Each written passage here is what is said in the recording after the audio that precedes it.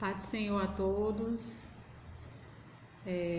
Mais uma vez a gente está aqui para dar lição, né? Hoje a lição número 12 é a penúltima dessa revista, a Família Cristã, e hoje o tema é outros tipos de famílias.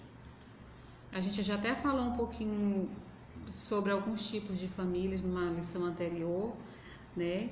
Mas hoje a gente vai estar falando sobre outros tipos de família. O texto bíblico em destaque é 2 Timóteo, capítulo 1, versículo 5, que diz assim: lembro da sua fé sincera, a mesma fé que a sua avó Loide e Eunice, a sua mãe, tinham. E tenho certeza de que é a mesma fé que você tem. Aqui é Paulo falando para seu discípulo Timóteo. E aqui já nesse texto a gente já vê um tipo de família. Esse texto, esse versículo, ele fala que Timóteo foi praticamente criado por sua avó e por sua mãe. Não cita o seu pai, né? Embora ele tivesse o pai era grego, como a gente pode comprovar lá em Atos 16:1. A lição tem algumas fotos, né? Se vocês tiverem a lição, vocês podem acompanhar. Por exemplo, aqui na primeira página, a gente tem dois tipos de família. Um jovem, um adolescente, que convive somente com o avô, provavelmente, e uma adolescente que convive com a avó. Na outra página, a gente tem um outro tipo de família, que no caso são os filhos e a mãe, né? São alguns tipos de família. E tem filhos que convivem só com o pai. Então são vários tipos de família, ou como a lição diz, outros tipos de família. Mas por que a lição diz outros tipos de família? Porque a gente já vem falando desde lá do começo da primeira lição, qual foi o modelo de família que Deus instituiu, né? Que um homem deixasse pai e mãe e se unisse à mulher e se tornassem os dois uma só carne. Então esse foi e é o plano de Deus, que um homem se una a uma mulher, formem uma família, porque eles vão se multiplicar, ter filhos e assim a família vai crescendo. Então esse é o modelo de Deus de família. Mas no decorrer da vida, em algumas culturas, por motivos que são, motivos que existem ao nosso redor, que são mais fortes do que nós, que a gente não pode controlar, algumas famílias não seguem esse modelo, tá? Essa é a introdução. O primeiro tópico fala que uma família diferente. Aí ele está citando a família de Timóteo. Por que é diferente? Como eu já disse, cita a mãe de Timóteo e cita a avó de Timóteo, que foi um grande exemplo na vida dele. Como cristãs, elas ensinaram Timóteo, e Paulo, foi tão importante esse ensinamento que Paulo cita elas, que é exemplo delas, né? Timóteo seguiu a fé cristã. O pai de Timóteo era grego. Como eu já disse para vocês, que está lá em Atos, no capítulo 16, no versículo 1, diz que a mãe de Timóteo era judia, porém convertida ao cristianismo, e o seu pai era grego, ou seja, ele tinha duas influências, a da mãe cristã, judia, convertida ao cristianismo, e a do pai grego, ou seja, pagão, não era cristão, não adorava Deus, adorava outros deuses.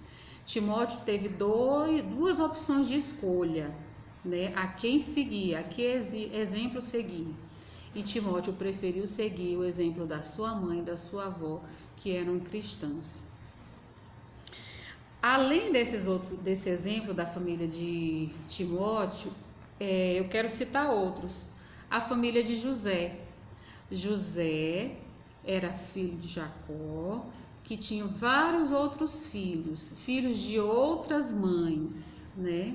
Mas mesmo assim, José não deixou de ser abençoado, de ser uma pessoa abençoada e abençoadora por conta disso.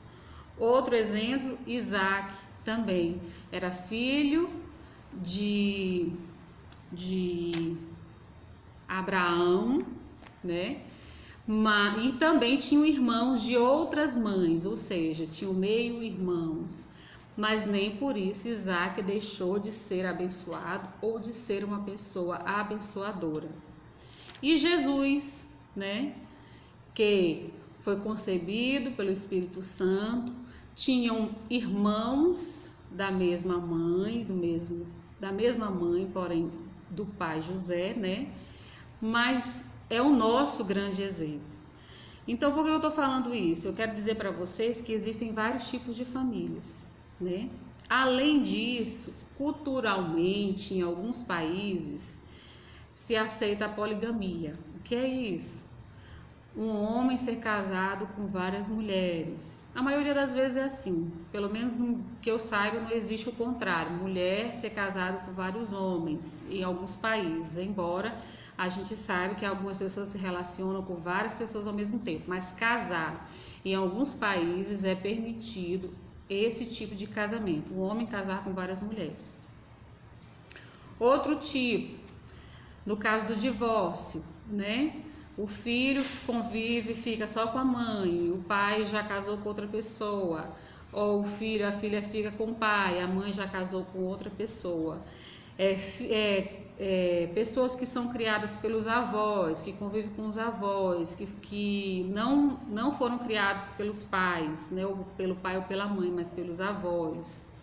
Órfãos, pessoas que foram abandonadas ou perderam seus pais, né, por morte mesmo, e ficaram órfãos, e aí tiveram que ser criados por outras pessoas, pessoas que são criadas por tios, pessoas que são adotadas. Então são vários e vários tipos de famílias que fogem do modelo que Deus constituiu, né, e por motivos que são circunstâncias da vida que fogem do controle, em alguns momentos foge do nosso controle, né, e pode levar a essa alteração.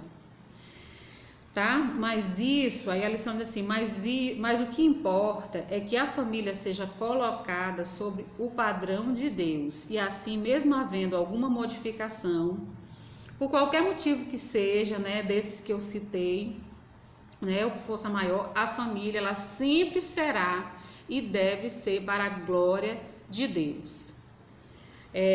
O tópico 2 diz padrão não saudável de existência familiar. Eu já até falei mais ou menos para vocês, né? E a lição ela vai dar alguns exemplos do que não é o padrão de Deus. Casamento homossexual, a poligamia, que eu já expliquei para vocês o que é, né? E o mundo ou a sociedade, ela quer impor e colocar na nossa mente de que é normal, de que é natural, de que a vida é assim mesmo, a gente tem que aceitar, né? Então, não, depende, é relativo. Não, gente, mas foi por isso, justifica, foi por isso, foi por aquilo. Mas nós cristãos, não podemos relativizar as coisas e não podemos deixar de crer naquilo que Deus planejou para a família. E o que Deus planejou e o que Deus quer é aquele modelo que Ele constituiu lá no início, certo? Ah, tia, mas aconteceu isso e aquilo, a gente já conversou sobre isso, aconteceu, mas a gente vai se esforçar para andar no caminho do Senhor. Eu não tenho mais o que fazer, já aconteceu, essa é minha família, né? O que eu devo fazer? Dê glória a Deus, porque a Bíblia diz, em tudo dai graças. Dê graças a Deus pela sua família. Não reclame da sua família. Não reclame, porque eu queria que fosse assim, eu preferia que fosse daquele outro jeito. Deus lhe colocou nessa família para trabalhar seu caráter, sua personalidade, sua vida espiritual.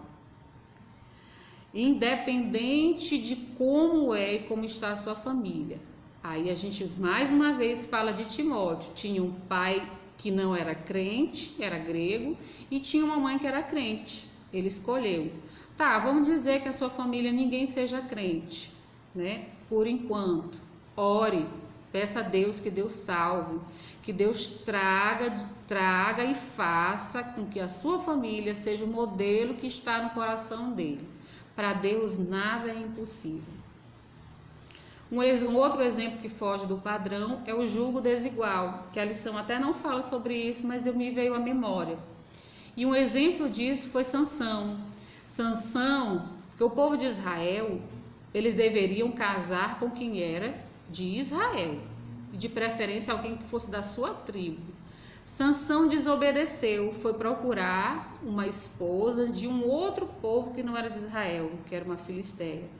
E se vocês conhecem a história de Sansão, ou sabem, né, ou vão saber se ainda não leram, que ele se deu muito mal por conta disso, por conta da desobediência dele.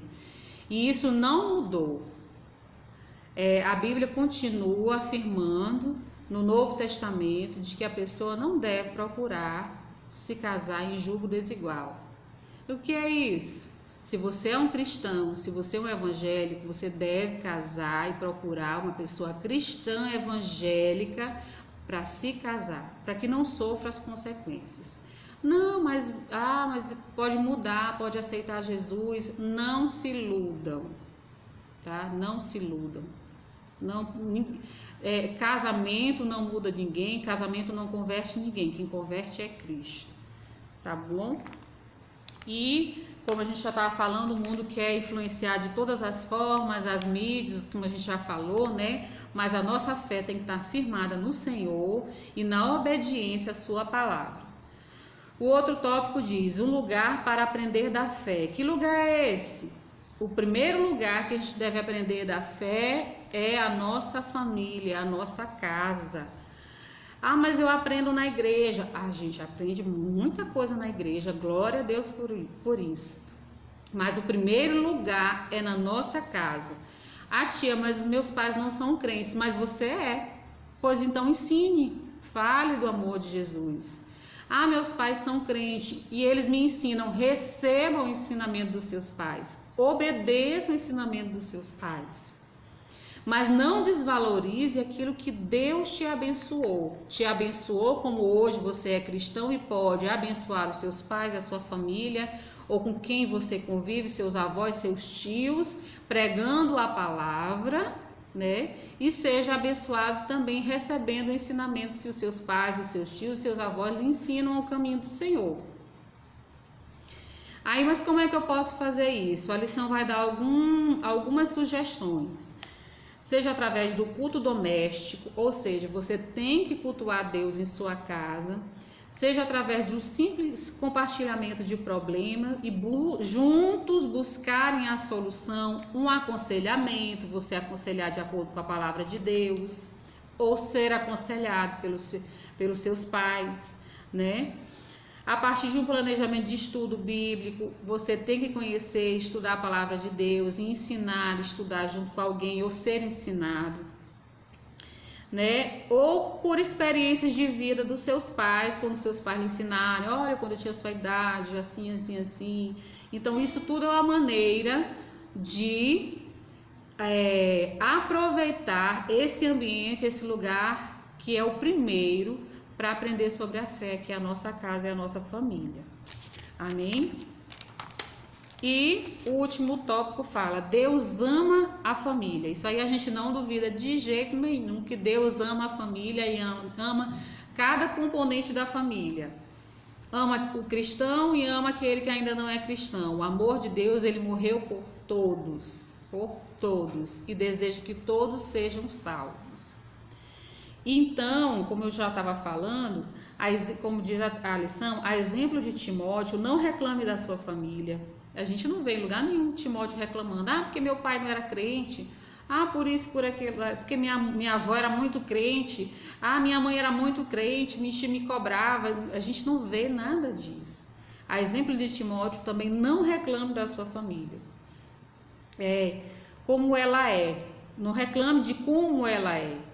Como está formada, porque minha família está formada só porque eu tenho só mãe, só porque eu tenho só pai, porque eu vivo com a minha avó, porque eu vivo com meus tios, porque eu sou adotado. Não reclame, dê graças a Deus, por tudo que Deus já fez na sua vida e por tudo que Ele ainda vai fazer. A gratidão é uma atitude de humildade, né, e de obediência.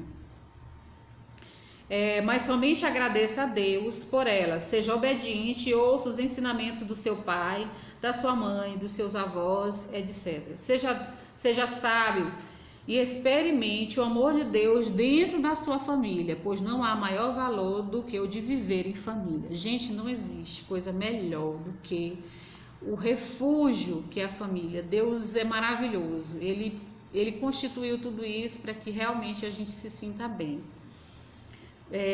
A gente pode viajar e frequentar o melhor hotel ou conhecer o lugar mais lindo do mundo, mas a gente sempre sente falta da nossa família. Um exemplo disso ou a gente viveu isso nesses últimos dias com a pandemia, né? Eu fiquei um bom tempo sem ir muito na casa da minha mãe, do meu pai, e aí eu fiquei senti falta deles, nem que fosse lá só para olhar rapidinho, dar uma conversa, né?